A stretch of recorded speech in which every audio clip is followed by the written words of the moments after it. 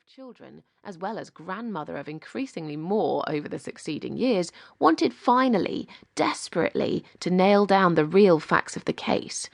Her first port of call, after first making contact with births, marriages, and deaths at Somerset House, simply enough was the location of the final resting places of her father and mother.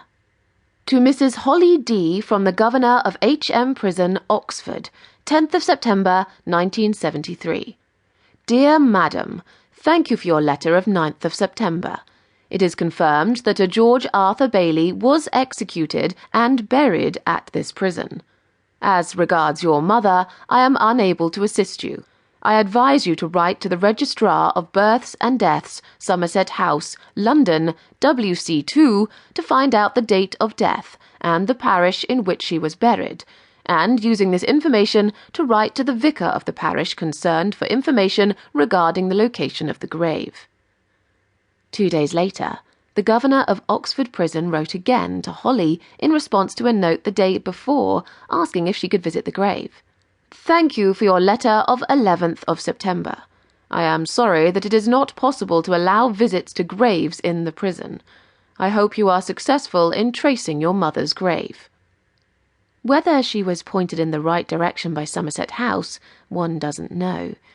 But on the 26th of September, she wrote to Buckinghamshire County Council for information and received an extremely swift response from the Superintendent Registrar, referring her next to the local vicar at Little Marlow, and he even enclosed a stamped, addressed envelope for the cleric to reply.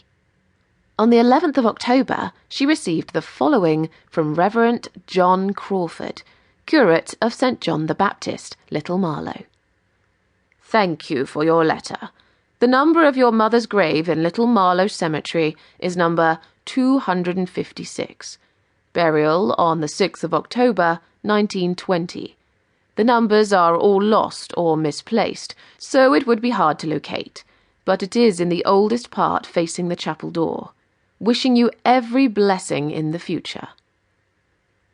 In November, she wrote to the editor of the News of the World, Cyril Lear, asking if he had any back copies of the paper for 1920, the year of the murder.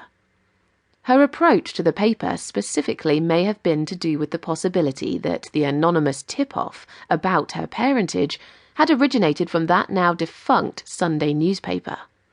He politely replied that he couldn't help, but suggested instead that she contact the newspaper library at Colindale, which continues to store a remarkable collection of national and regional newspapers. The trail then ran cold, it seems, until it became apparent in March 1974 that Holly had made contact with my father, 8 years after he bought back old Barn Cottage. She had sent him what few bits of documentation about the case she'd managed to track down. He invited her to tour the cottage properly, and she sent him this letter after her visit on the 29th of March.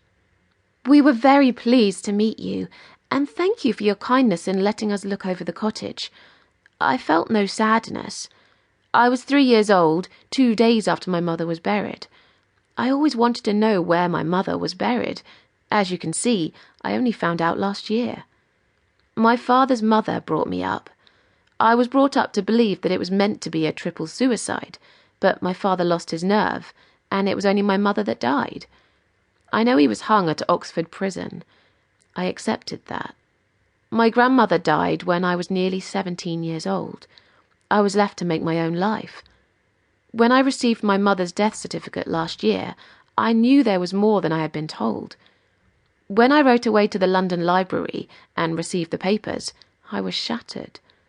My tears were for my poor mother, only 22 years old and 7 months pregnant.